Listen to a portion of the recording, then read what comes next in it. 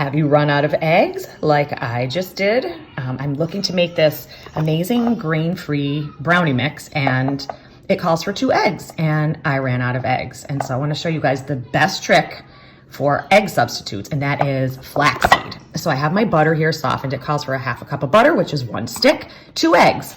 So all I'm gonna do is, this is my flaxseed that I brought out of the refrigerator. Always the best place to store your flaxseed. And it's just 1 tablespoon per egg in the recipe. End up doing a little bit more than that or less than that. It's pretty forgiving. I have found this, it honestly is more my preferred way to do it.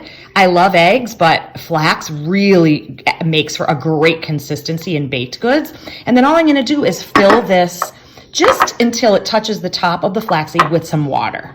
This is filtered water, in case anyone's wondering, from my sink. That looks about right. And then you'll see that the flax is gonna start to absorb a lot of the water and make it a little bit more of that gelatinous texture.